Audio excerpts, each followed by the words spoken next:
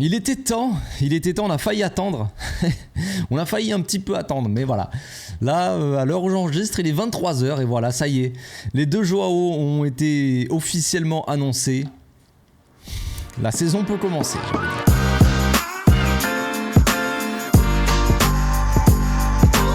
Au passage, n'hésite pas à nous rejoindre si c'est pas encore fait et à partager la chaîne autour de toi, ça fera plaisir à tonton. Enfin, le Barça a annoncé les deux Joao. Franchement, ça a été long, Moi, j'ai attendu, j'en avais marre. Voilà. Concrètement, je vais vous le dire. J'ai pas voulu sortir de vidéo avant. Je me suis dit, on va attendre que ça soit officiellement officiel pour sortir sa vidéo parce que c'est bon, ça me gonfle. Si c'est pour sortir une vidéo en plein milieu de l'après-midi et vous dire que normalement, Cancelo et Joao Félix ils vont arriver, mais voilà, Laporta, il a commandé des pizzas et des sushis aussi. Voilà, c'est super intéressant. Et voilà, on n'est jamais à l'abri d'une potentielle clim. On sait jamais ce qui peut se passer avec le Barça. Donc voilà, je voulais attendre que ça soit officiel, annoncé par le Barça. Et c'est la Liga qui a annoncé avant, parce que la Liga, ils nous mettent un peu des bâtons dans les roues, tout ça, mais en fait, quand il s'agit d'annoncer, de faire des annonces, ils veulent prendre la lumière, eux, tu vois, pour se mettre un peu plus en avant. Mais bon, on est présidé par un président de Liga qui est... Bref, on va pas parler de ça. Donc là, c'est officiel, voilà. Prêt sans obligation d'achat, sans option d'achat.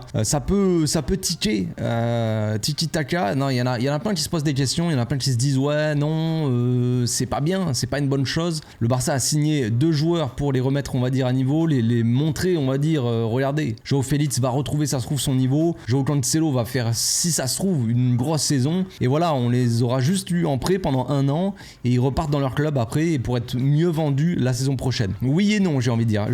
Normalement, si tout se passe bien, on a des accords verbaux avec les clubs pour, après, les récupérer à un certain tarif, qu'on ne pouvait pas inclure dans l'option d'achat obligatoire parce que ça aurait compté pour le fair play financier. Parce que par exemple, surtout pour Cancelo, c'est ce qui s'est dit, c'est que l'obligation d'achat, elle serait à 25 millions si on sort des poules. Mais est-ce que vous avez vu la tranche des poules de Ligue des Champions? On en parlera après. Donc là, la Liga, ils se sont dit, ouais, mais c'est trop facile à atteindre ça. Donc si vous atteignez ça, les 25 millions, on va les compter dans le fair play financier là maintenant. Et le fair play, non, on ne peut pas faire ça, on n'a pas assez de marge. Donc, niet, il n'en fut rien. On n'a pas ajouté de clause d'option d'achat, donc obligatoire, mais on a un accord verbal avec City. Normalement, c'est plus ou moins la même chose avec l'Atlético, sauf que la différence avec l'Atlético Madrid, c'est que je n'ai absolument aucune confiance en ce club, on va rester là. Ce club de l'Atlético Madrid, j'ai aucune confiance en eux, donc on verra bien ce qui se passe. C'est un peu l'interrogation, la question qu'on peut se poser, c'est est-ce que Joao Félix déjà va être au niveau? Parce que Cancelo, on en a déjà parlé, les gars, on va pas déblatérer sur lui pendant 1000 ans.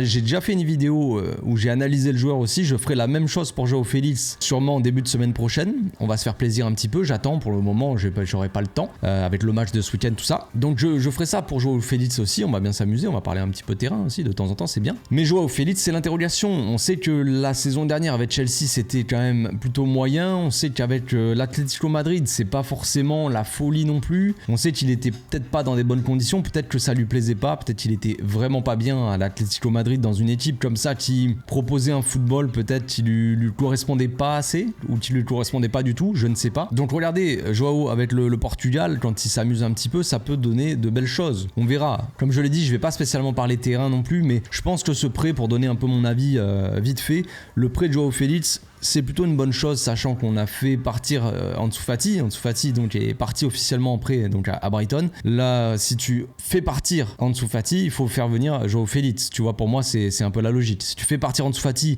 mais tu fais venir personne, c'est pas cohérent non plus pour moi, tu vois. Maintenant, on ne sait pas, on est dans l'interrogation.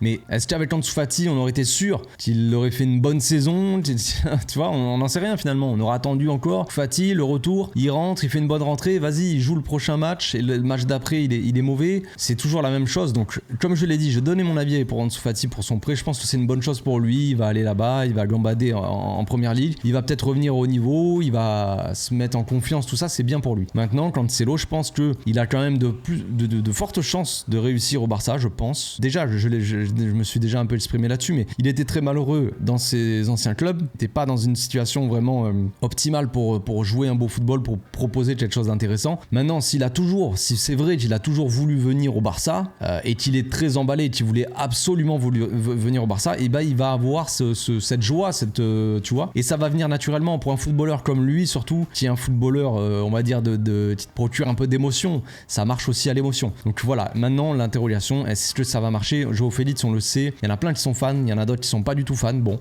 c'est comme ça. Moi, j'ai pas forcément d'avis, je suis assez neutre là-dedans, mais je pense que Joao Félix, c'est un joueur qui peut apporter une certaine qualité technique à cette équipe-là qui en manque cruellement. Des joueurs qui provoquent comme ça et qui passent dans des petits espaces, qui ont cette qualité de dribble en fait, tout simplement. Pas forcément de percussion comme avait Dembélé, mais vraiment dans les petits espaces, faire des différences là, combiner avec ses coéquipiers, tout ça. Joao Félix, c'est ce genre de joueur-là. Donc maintenant, est-ce que ça va marcher au Barça ou est-ce que ça va flop? Réponse dans pas très longtemps, les amis. Donc au rayon du mercato aussi, encore une fois, on peut dire au revoir à Eric Garcia, à Abdé. Donc Eric Garcia, j'imagine que personne va le regretter ici, pas grand monde en tout cas. Abdé, c'est un peu différent, j'imagine, mais c'était dans l'air. Je sais pas si on était obligé de vendre, on va dire, Abdé pour pouvoir signer, avoir suffisamment la marge tranquille pour signer Joao Félix. J'en sais rien de ce que j'avais entendu, je ne crois pas, mais au final c'est le cas. Donc Abdé a été vendu au Betis Séville pour 7,5 millions.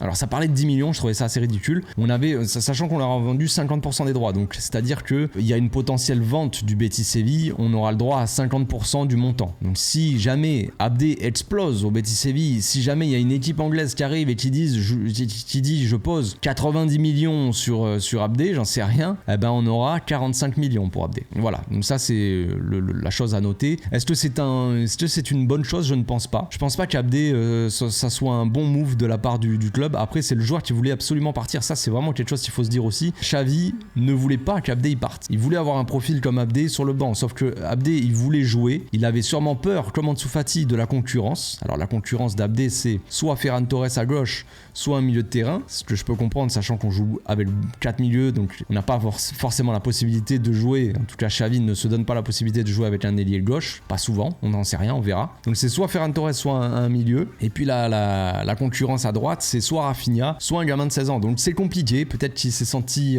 pas au niveau. Il voulait absolument partir, absolument enchaîner, avoir des minutes comme il l'a fait avec à Osasuna, ce que je peux comprendre aussi. Donc il a forcé pour partir, et voilà, on l'a fait partir, c'est comme ça. Triste vie, mais c'est la vie. Alors dernière info aussi, dernier petit détail, dernière petite précision, par rapport à Joao Félix, vous avez dû le voir, il a été prêté donc au Barça, mais juste avant d'être prêté, il a prolongé de 2 ans à l'Atlético Madrid. Donc ça c'est une chose, ça n'a rien à voir avec nous, ça n'a rien à voir avec quoi que ce soit. Enfin, il y en a qui se posent des questions, mais en fait, c'est pour nous arranger. De base, vous l'avez vu, l'info, c'était normalement l'Atlético demandait un prépayant pour Joao Félix, un prépayant de 8 millions. Le Barça ne voulait pas concrètement, et pour arranger tout le monde, Joao Félix, il a dit, l'Atlético, en gros, ils lui ont dit, si tu prolonges de 2 ans, nous, on va pouvoir amortir ton transfert, donc ça va nous permettre de te prêter sans demander un montant, sans demander un prépayant quoi. Donc en fait Joao Félix a accepté d'être prolongé de 2 ans pour pouvoir faciliter le prêt tout simplement au Barça. C'est un beau geste de la part de Joao. Maintenant si on a un accord avec l'Atlético Madrid normalement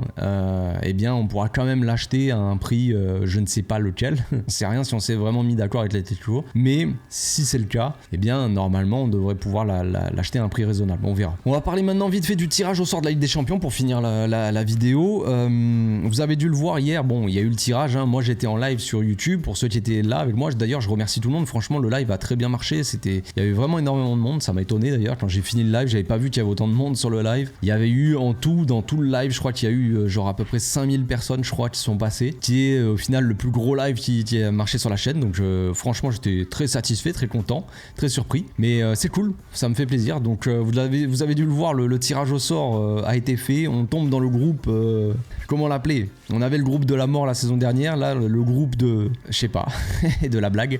Non mais c'est assez facile évidemment, quand on voit comme ça à première vue on se dit c'est limite trop facile, c'est presque une vanne, on n'en sait rien. Abidal qui a fait le tirage, il était avec nous le frérot, mais voilà, donc on prend Porto, Shakhtar Donetsk et Antwerp, donc qui est une petite équipe belge, voilà, c'est super sympa. On verra comment ça va se passer. Évidemment normalement ça va être facile pour nous à première vue. Maintenant Maintenant, je l'ai dit hier dans le live, mais il faudra pas prendre le groupe non plus à la légère. Le but, c'est pas d'arriver et de dire on est tranquillou, main dans les poches, en tongs sur le terrain. Non, non. Le but, c'est d'aller de jouer les matchs sérieusement, tout simplement. S'il faut les enfoncer, même Antwerp, s'il faut les enfoncer, il faudra les enfoncer. C'est tout, on les enfoncera. Et puis voilà. Faut pas se dire c'est des petites équipes, c'est bon, on va pas les prendre de haut. Non, non. Les supporters, je l'ai dit dans le live d'hier, les supporters, on peut s'amuser, on peut tous rigoler. Mais les joueurs, eux, faut qu'ils prennent le truc au sérieux. Sinon, c'est pas correct, tu vois. Si on commence à bégayer et à trop prendre le truc à la légère, se dire c'est trop facile, c'est bon, on est déjà qualifié. Si les joueurs se disent ça et on commence à galérer dans ce groupe-là, là, il va falloir quand même aller les chercher, les joueurs, et leur mettre des coups de pied au cul quand même. Donc voilà. Là, si on n'arrive pas à se qualifier concrètement, si on part encore en Ligue Europa, il va falloir, là, il faut raser le club, il faut arrêter le football, il faut se mettre, je sais pas, à l'aquaponie, water polo, ce que tu veux, frère, au golf, j'en sais rien. Faudra aller avec Bale, faire du golf, mais là, c'est pas possible. Si on n'arrive pas à se qualifier avec ce groupe-là, il faut arrêter le foot, tout simplement. Faut arrêter le foot. Donc quand même, c'est assez étonnant de voir ce groupe-là. On a été habitué à des groupes comme avec j'ai remonté un peu, j'ai regardé, faites-le si vous voulez aussi, juste pour vous amuser. J'ai regardé un peu les groupes qu'on avait, j'ai remonté jusqu'à 2015. Et à chaque fois, chaque année, on a au moins une fois soit le Bayern, soit l'Inter, soit Dortmund, soit Tottenham, soit la Juventus, soit Manchester City, soit le PSG, enfin bref. Vous avez compris, il y a quand même des gros clubs. Alors, on n'a pas toujours eu un groupe de la mort non plus, des fois on a juste une grosse équipe avec des équipes plus abordables, mais là c'est un sketch. Là, la meilleure équipe derrière, c'est Porto, donc la logique voudrait qu'on soit premier, Porto deuxième, Shakhtar en Ligue Europa et Antwerp, tu vois, dernier. Ça, c'est la logique, forcément, c'est vraiment la logique a été respectée en termes de chapeau, tu vois. Quand tu vois le groupe du Real, alors je ne l'ai plus, je sais qu'il y a Naples avec, mais ils ont un groupe quand même plutôt facile en étant dans le chapeau 2. Nous, la saison dernière, on était dans le chapeau 2, on a pris quand même le groupe de la mort, donc on a moins eu de chance, on va appeler ça de la chance, mais voilà, on peut s'estimer vraiment heureux, franchement, c'est vraiment magnifique. Maintenant, me demandez pas de faire un prono, est-ce qu'on va gagner la Ligue des Champions, il faut arrêter avec ces réflexions, on verra comment ça va se passer. Déjà, on devrait sortir des poules normalement, assez facilement, et on verra qui on va taper en 8ème. Si en 8ème de finale, on tombe contre Manchester City, les gars, je l'ai dit hier dans le live, direct, ça sera un peu plus compliqué. Évidemment, si on tombe sur une équipe comme Dortmund, ou tu sais, vous savez, des équipes un peu comme ça, un peu plus basses, on va dire, catégorie dans des équipes de chapeau 2, de chapeau 3, tu vois, ça sera forcément plus facile pour nous. Maintenant, il faut d'abord jouer les matchs de poule, d'abord enchaîner.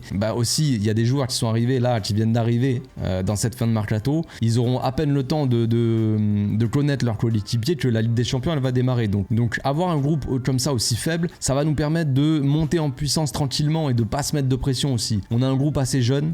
On a beaucoup de jeunes dans l'équipe, beaucoup de nouveaux. Il faut se trouver, il faut trouver les automatismes, il faut gagner la confiance. Pour certains qui sont pas en confiance, voilà, ils vont avoir plus de facilité à se mettre en confiance contre des plus petites équipes. Il y aura moins la pression de taper un Bayern, taper un Inter Milan direct, comme ça. C'est un peu plus compliqué. Regardez Lamine Yamal, par exemple, 16 ans, il démarre la saison plutôt bien avec le Barça. Voilà, ça va lui permettre de démarrer aussi tranquillement en Ligue des Champions aussi, de prendre ses repères dans la compétition sans avoir une grosse pression. Et ça, c'est quelque chose de bien. On m'a dit dans les commentaires sous le live de tirage au sort que on tape un groupe trop facile et donc on va pas pouvoir se mesurer aux grosses équipes d'Europe, donc je suis pas satisfait, un truc dans le genre. Alors là, je trouve ça assez marrant parce que si on avait tapé le groupe de la mort, tout le monde aurait crié au scandale, mais là maintenant il y en a qui vont te dire que le groupe est trop facile. Attendez les gars, faut se mettre d'accord quand même. Je préfère avoir un groupe facile que l'équipe qui est quand même il y a beaucoup de nouveaux joueurs, il y a beaucoup de blessés aussi. Vous savez très bien ce qui se passe. Début de Ligue des Champions, la saison dernière, on a vu ce qui s'est passé. Il y avait les excuses, des blessures, tout ça. Maintenant, il n'y a plus d'excuses déjà. Quand on voit la tête du groupe, on peut se dire qu'il n'y a pas d'excuses. Même si on a des blessés, on doit passer. On doit finir premier, même avec la moitié de l'équipe blessée à l'infirmerie. Normalement, on doit passer avec ce groupe-là. Donc, il n'y a pas d'excuses par rapport à ça. Et ça va nous permettre, comme je l'ai dit, si jamais, regardez Araujo, regardez Pedri, regardez Christensen, les mecs, on est le début de la saison, on a joué 3 matchs de Ligue 1, ils sont déjà blessés. Donc, on va y aller tranquillement. On va arriver tranquille dans la compétition, on sera un peu plus là où on a pied, on aura les brassards, tout ça, on va aller tranquillement à la nage. Ça fait 2 ans qu'on n'est pas sorti des poules. Pour une fois qu'on a un groupe facile, on va en profiter quand même. On va sortir des poules. Financièrement pour le club, ça sera mieux. Et puis voilà, on monte en puissance tranquillement, on se met en confiance. Il n'y a rien de négatif là-dedans. Il n'y a rien de négatif. Voilà, je pense que j'ai fait le tour les amis. On se retrouve demain pour l'avant-match de Barça contre Osasuna. D'ici là, portez-vous bien, passez une excellente soirée. Ciao.